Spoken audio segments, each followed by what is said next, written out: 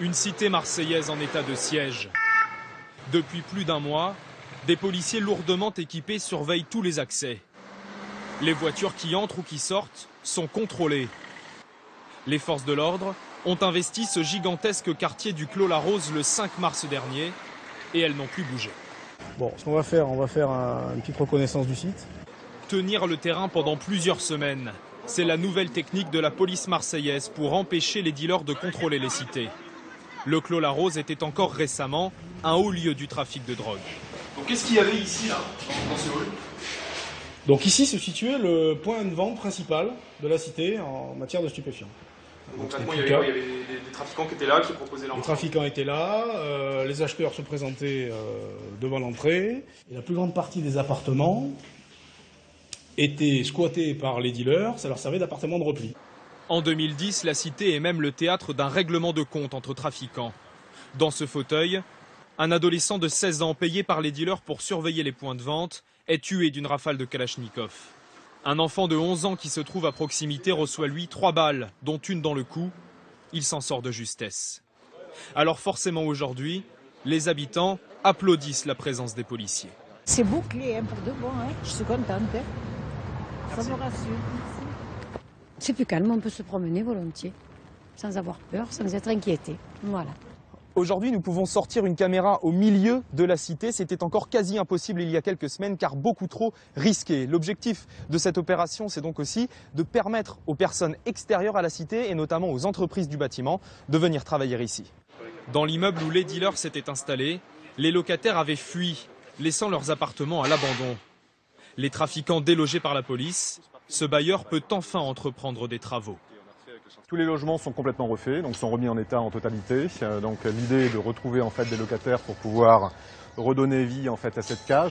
Dans le reste du quartier, des ouvriers profitent de la présence des forces de l'ordre pour rénover certaines façades. Mais d'ici quelques jours, la plupart des policiers devront quitter les lieux pour se déployer dans une autre cité. Alors que va-t-il se passer après leur départ? Au Clos-la-Rose, les riverains sont très pessimistes.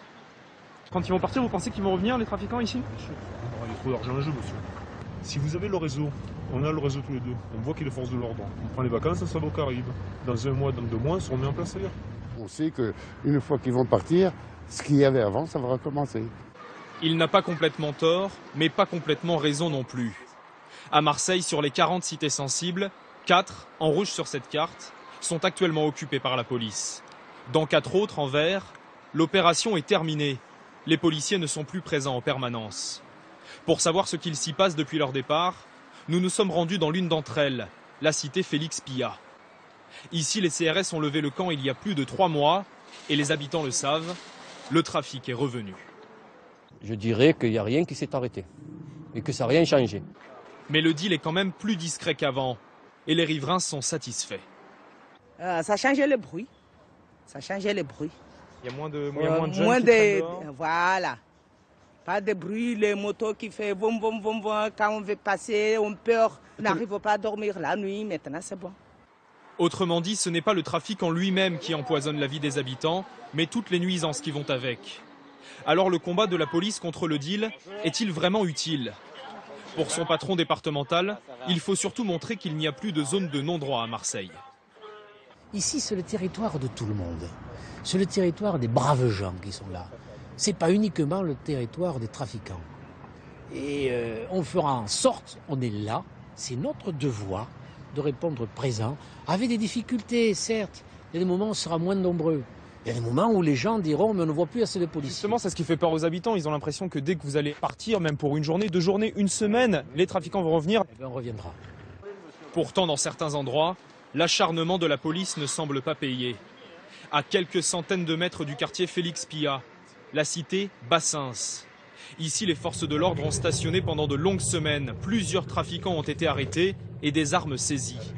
Mais dès le départ des policiers, les dealers ont réinstallé des guetteurs pour surveiller les accès du quartier. Impossible d'entrer sans être repéré, le trafic a repris le contrôle de la cité.